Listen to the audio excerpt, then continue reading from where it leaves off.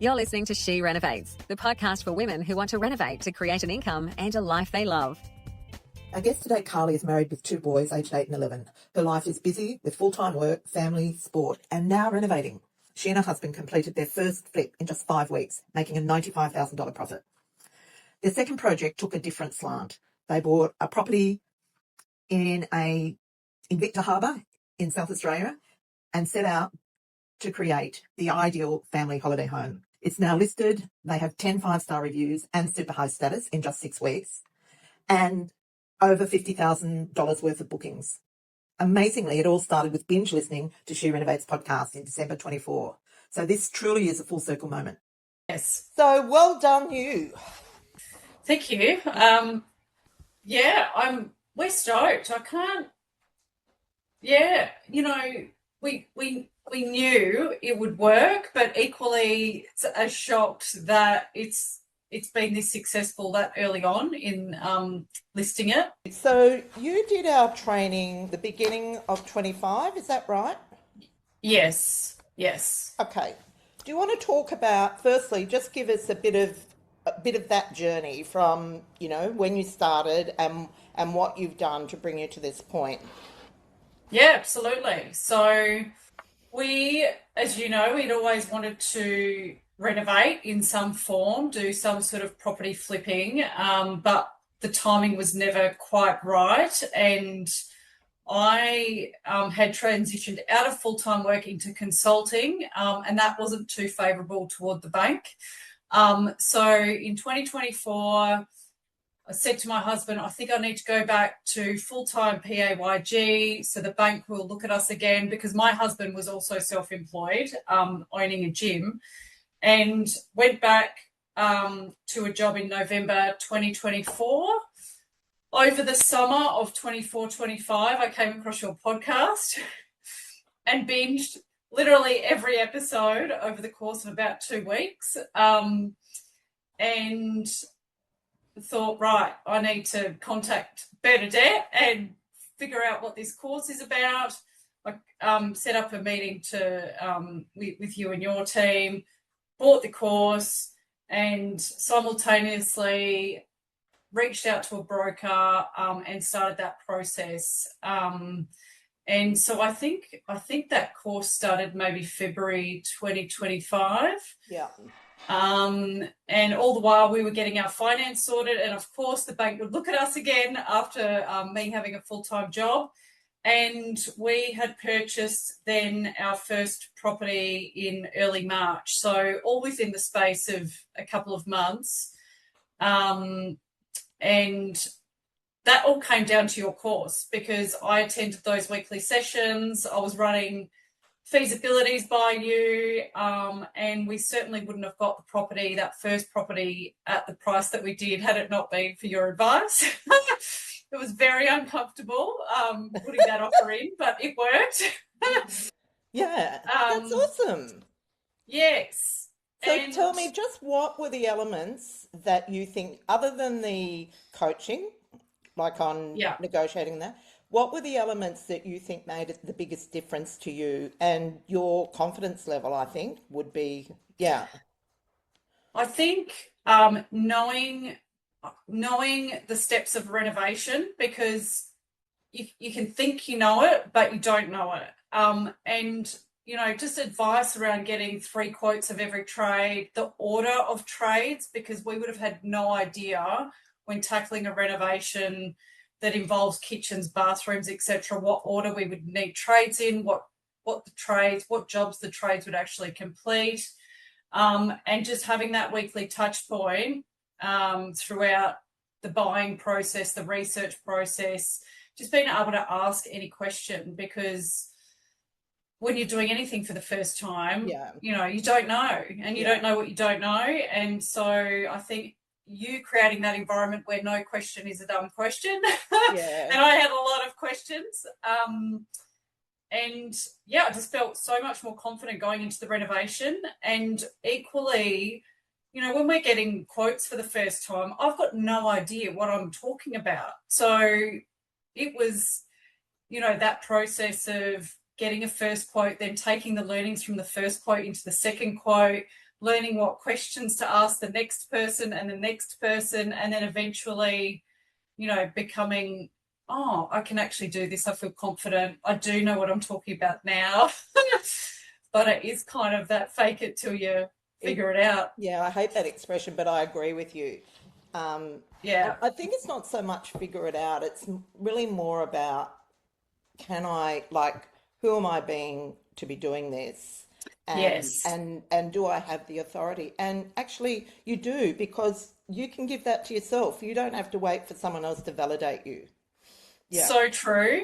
And I think I definitely had that mindset throughout the whole process and thought, well, you know what, even if this tradie thinks I'm an idiot, who cares? Because Exactly. I don't have to work with them. And equally, yeah, they'll do the project and they'll move on and forget about me anyway. Well, go you. And so what was the outcome of that project? You sold it. We did. So settlement to settlement was just shy of 3 months. And we did a full gut, 4-bed, 2-bath, and removed a pool. And the profit was just over 95,000. So that exceeded our expectations. Even though we went over budget in the renovation, we still ended up with a higher profit than we anticipated. So very, very pleasing outcome. So good, so good. And that was in Morphett Vale. Morphett Vale, yes. Yeah. So now moving on to your second project, and you have bought a property to list on short-term rental. Tell me Yes. what the rationale was behind that strategy. It's a good question. And look, between settling on our first flip, which settled in July last year, we ended up purchasing this next property in November. So during that space of 4 or 5 months, I think we would have placed maybe 10 to 12 offers on potential properties, but none of the numbers sort of stacked up with what we were willing to offer. Yeah. So we just kept searching. We started to broaden our search base as well in terms of suburbs, and ended up looking at a coastal town that we're very familiar with, about an hour away from Adelaide. And when we saw it come up online, we could immediately see the vision on the floor plan before we'd even entered the property. And we went to an inspection and just knew we could turn this into a holiday rental. We were looking for a flip, but when we came across this property and ran the numbers, we knew we could make it work from a long-term growth perspective, and have it in a position where it would cover mortgage expenses, etc. And so we walked in, put an offer on the property, and about 4 or 5 weeks later, we've got the keys and in the trades come. So can we just fast forward to where you are now with that one, and then we'll come back to the actual process. So how long has it been listed for now? So we listed it on Airbnb in about the first or second week of March. So we're now mid-May, and in 2 months we have just over $60,000 worth of bookings, 12 5-star reviews, and at this stage qualified as a Superhost, which is absolutely mind-blowing. We've received such wonderful feedback, and I think one of the key things that attributed to the success was we stayed in the property for a long weekend with 2 other families, as it was meant to be, for 14 people, and we tested it. And during that weekend, we discovered so many things that were, we should tweak that, this is missing, that's missing. And it was just those little details that really made it all come together. Amazing. And so do you think you'll get to the 100,000 in the 12 months? I think so. Definitely from March to March. Look, we've booked out all the major, the long weekends, most of January, already Easter next year. But wow. Yeah, I think there is opportunity and scope now to certainly look at lifting our prices at the right time. We went in with a strategy of perhaps priced a little bit lower than, you know, market, just to get those bookings in. And now we've got runs on the board and can look to make a few tweaks here and there. Amazing. And so, okay, so let's step back to the beginning. What did you pay for the property? $665,000, which is certainly not under market. I would say that that's probably at market, maybe a little bit lower. But what was great is we didn't have to redo the kitchen or the bathrooms. So they were 2 big draw cards. We tidied them up with new fixtures, replaced some tiles. I painted the tiles in the main bathroom as a quick fix and to modernise the look. But, you know, they're the 2 bathrooms and a kitchen. They're the 3 big ticket items. And if you don't have to replace, then that's amazing. That's already a huge saving. Great. So let's walk through the actual reno itself. Yes. So how long did it take? What was your budget? How did you go managing it remotely? Sorry, I should be asking one at a time. Yeah, no, all good questions.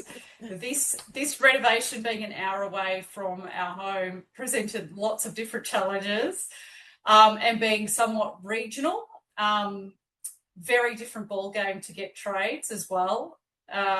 So certainly some things we didn't anticipate there.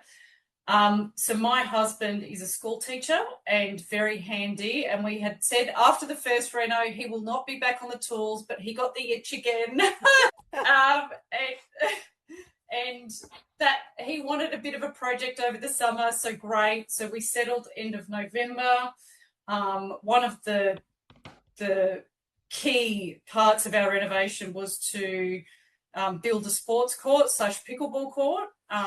You know, this place is a big holiday rental town for Adelaideans, and there is only one other place down there that has that type of amenity, and we knew that's always booked out, so we knew it would be a huge draw card for families if we could, you know, put that on our property. So the concreter was in there from the first weekend, laying that, and then we converted a 4th bedroom into a couple of bedrooms, built a kids wing. There was a garage conversion half built already, so we put the finishing touches on that, and we turned a 4-bed 2-bath into a 5-bed 2-bath plus a kids living area, pickleball court, and, you know, took out the entire backyard and put a huge fire pit area too. So we did our research on the area, what were the draw card amenities, and it's absolutely the sports court and the fire pit. We put a tennis table inside as well, because down there, yes, it's a coastal town, but, you know, it can get windy down there and can get cold. So we wanted to make sure we offered something for the kids or adults inside, some inside activities. And, you know, it's got all the puzzles and board games and all of those things as well. But we just wanted to make it a place, if we wanted to go away with our 2 kids and my 2 best friends and their families, what would we need? We'd need 14 beds. So we've got 3 queen beds, 2 kids' rooms, both with bunk beds, and just lots of indoor space, lots of outdoor space. So, yeah, you never sort of feel like you're on top of each other, and really just providing that getaway for multi-families or big groups coming together as well. So amazing. Yeah. So what did you end up spending? We spent for the reno and all of the furniture was 110. Yeah. 110. And that was actually on budget, believe it or not. And that was because we ended up spending less on furniture and a little bit more on the reno. But I yeah, it was absolutely magic. We, again, right timing being November, we managed to source a lot of furniture during Black Friday sales. We were able to get really nice linen, all of that through Black Friday sales, but equally Marketplace is an absolute goldmine, you know, to get some of those larger pieces as well, big couches, fire pit furniture. Yeah, so we would have saved thousands utilising Marketplace as well. Amazing. So I'm assuming it's very cash flow positive. It is cash flow positive at the moment, which is great because that wasn't necessarily our goal. That's a nice to have. But yeah, we're still erring on the side of caution. Just see how the next few months plays out. But, you know, over winter, we are booked out every single weekend until end of August. So all of winter, which is incredible because we had certainly allowed for June, July, August to be the lower months. So that's very pleasing. And yeah. Are you relying solely on Airbnb? At the moment, yes. Trying to learn one platform first, get good at that. But equally, I think if Airbnb, you know, if we're seeing bookings every single weekend, I'm not sure. I'm not sure if we should look at booking.com and things, but what's your advice on that, Bernadette? I would suggest you set up your own website because something that I noticed during COVID was that the hosts who had an independent database and website did much better than anyone that was purely reliant on Airbnb. Interesting.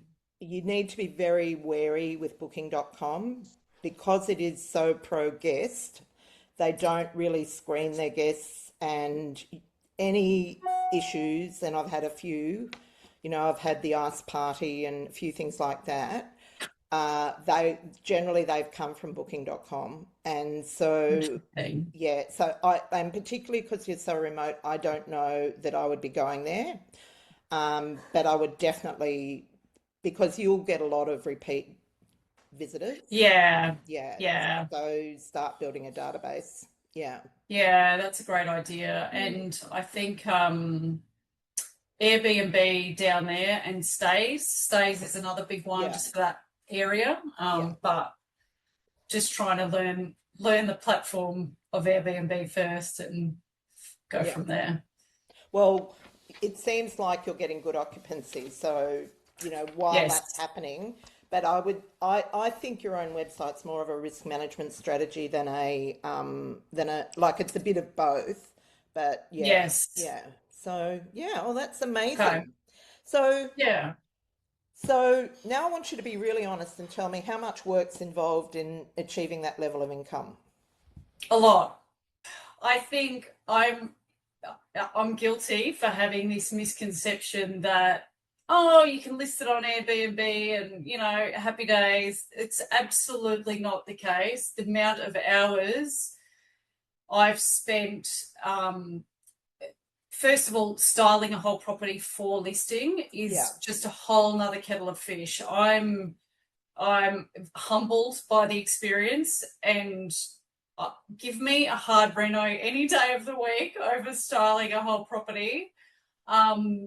There's just so many little details you have to think of, and I've constantly got in the back of my mind, every day now, what's the guest, you know, what are they thinking, what are they feeling, just hoping that they're having a great experience. But I think the amount of work then just learning Airbnb, listing your property, writing the listing, all the messages behind the scenes. Of course, you can get a co-host, but I'm hosting the property because I'm a control freak. And the photography, you know, you have to we got a proper photographer in, we got drone shots, we got all of the bells and whistles because, you know, ultimately you want to set yourself up for success. But then responding to people, cleaning. So cleaning has been an absolute nightmare. I'm not going to lie about that. We've already had to move a cleaning team on, and we've interviewed probably 3 or 4 more not suitable. So at the moment, we are our own cleaners too. And, you ultimately have to be prepared to put in the work and be prepared to make some of these sacrifices. I didn't perhaps anticipate it would be that difficult with cleaners, given it's such a holiday rental town and area. But again, we demand very high standards and communication. And if that's not there, then, it's actually easier to go and do it yourself in many ways until you find that right team or person. And yeah, it's been a lot of hours. I'm not going to lie. It's, if I mapped out all the hours and what we're getting in return, it's definitely not a good ROI in the beginning. But you will sort that out as time goes on. Once you get a decent cleaner that you can rely on.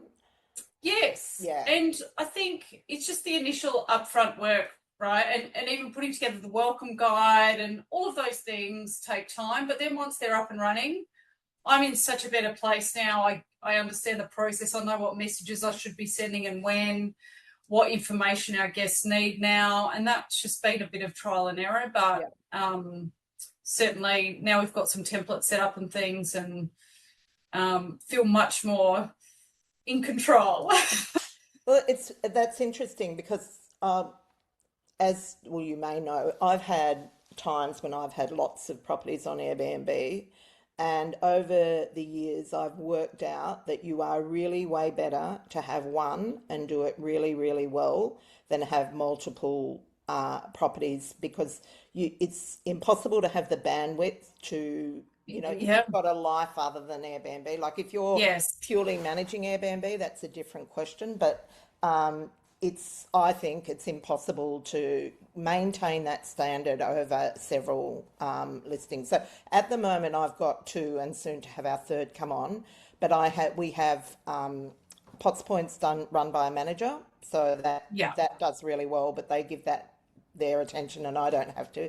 And in Chuka, I actually share with my daughter, and so Madeline does the lion's share of the work, and we've got a good housekeeping team. So the only one I have to worry about is the one here. So and that's why I think it's a great strategy, but it's not passive, not by any stretch of the No, it's really not. And I think that's just one of the biggest misconceptions out there, isn't it? And it is rewarding, though. It is very rewarding. I was going to say that. I think it's hugely satisfying to, and maybe that's the type of people we are, like, that gets joy out of really great service. Yeah. And all the feedback to me is personal, because we've created this property, we've put it together, we're providing the amenities, and I take the feedback very personally, which I'm not sure if that's a good thing or not, but that can be hard. So it is very rewarding, and it's obviously going so much better than we would have imagined at this early stage. Well, I think that's really great. And I think as anyone listening will notice that you really do deserve it, because your attention to detail is extraordinary, and it really pays off. And in this business, that's really what matters. Whether it is flipping or short-term rental, both require a keen eye and a commitment to quality. So well done. Thank you. Yes, you should be very proud of yourself. Your life's changed a bit since, this time a year ago. And it's hard to stop and sort of think about all the success, really, because there's still so much more that I want to do. But if you told me, January last year that we would have 2 properties under our belt, I would have said no way. So here we are. So good. I'm so happy for you. Now, is this a model you'd repeat, or what's the plan moving forward?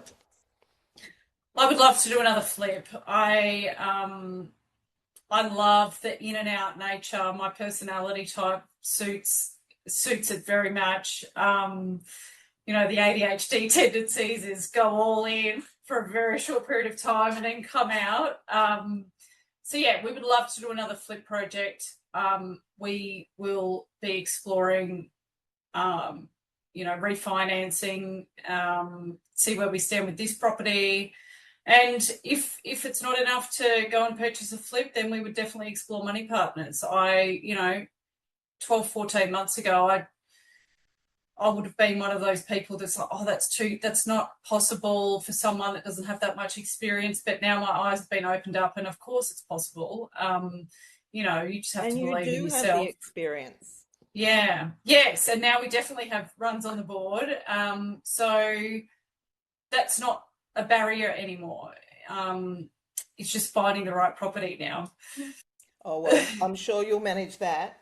And are you Yes. still working full time?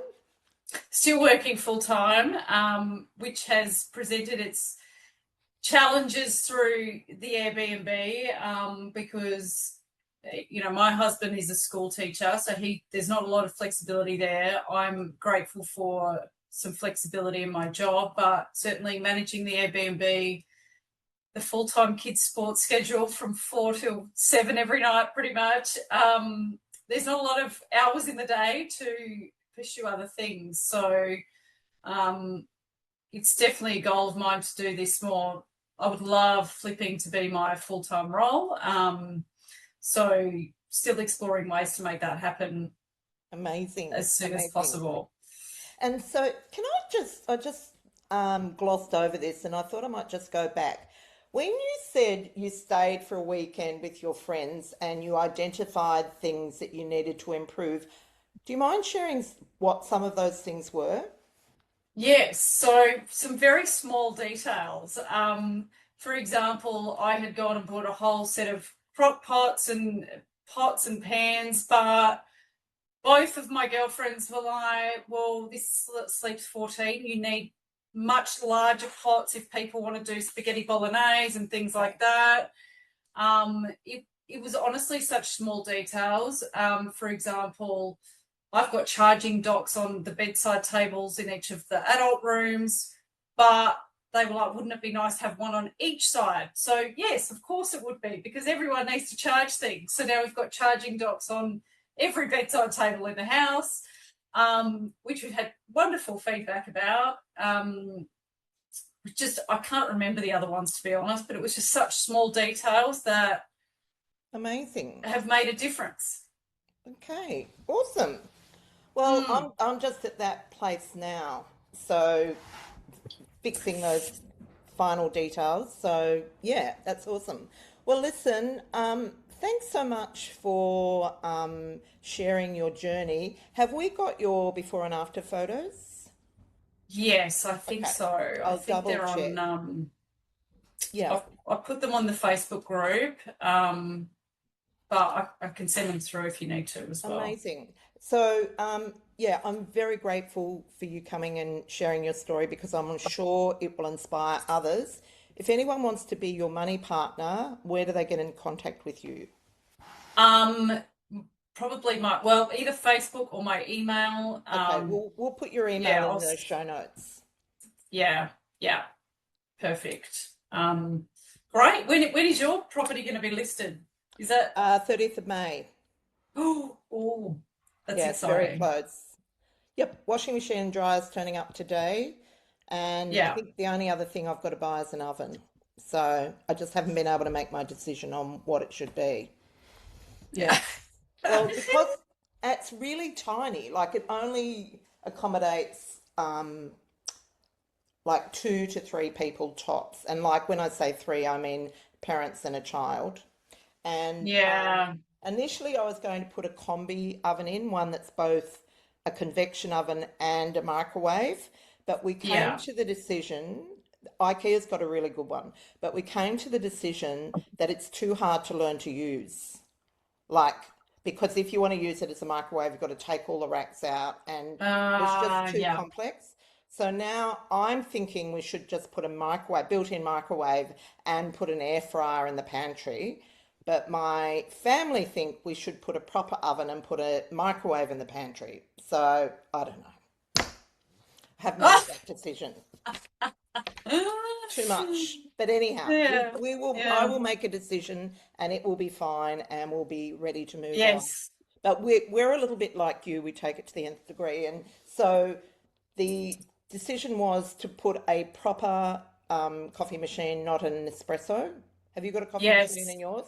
We've got an espresso, and it's been fascinating to see how many pods to put out is just the question. I don't know, because some people can really take the piss, but then equally, how many would you provide? I go over the top with everything, but then I'm kind of like, oh, that's costing us a lot of money. But yeah. Yeah. So I really struggle with that too. And so what we decided was that the problem with pods is with Nespresso is you can't just go to the supermarket and buy them.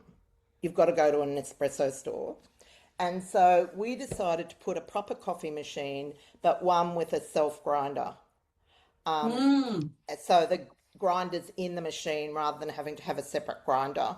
And so we've got it now. And so Stephen spent the last week testing it to get the grind right and so on. So it's pretty foolproof. So it'll be interesting to see how that goes. And it wasn't that expensive. I think it was $500. right. Yeah. Well, it's the same price, really. Yeah. So I thought, well, that way, and because we already order beans for our own machine, it's not going to be a supply issue. We have them coming out our ears. So, yeah. So anyhow, there you go. That's our how we've come around it. And so I'll report on it later how well it's going. Like we have Nespressos in every other and the other properties, but yeah, this one we're going different. So yeah. We'll see how it goes. So, yeah. Have you got any flips going? Well, we've got a class project going at the moment, but we are still waiting on strata approval. They're being very tricky. So, so I sort of gave them an ultimatum on Friday, so I hope that works. Yeah. So that's the problem with apartments. You don't have full control. Yeah. But I think it will be all right. Like I got it at a really good price, so we've got a bit of buffer. Yeah, nice. Yeah. So it'll be interesting to see where everything goes. Like after Tuesday night's budget, auction results in SA on the weekend were like 60%. Yeah, but see that for us, that's good. Really? Yeah, right. No, that's pretty average. enough. Let's put it that way. I think it's a bit of a knee-jerk reaction, to be honest. I don't know. For the everyday, for us, for renovators, because we operate in a company structure, it's really, I don't think there's any real issue. No. If you're selling a business, yes, there's an issue there. But yeah, other than that, and to be honest with you, with negative gearing, there are times when you accidentally negative gear, like you have to hold a property for longer and so on. But on the whole, it's not really like we try and be positively geared. So so we try and so I'm not really too worried about it. I think that the biggest issue is going to be the rental market.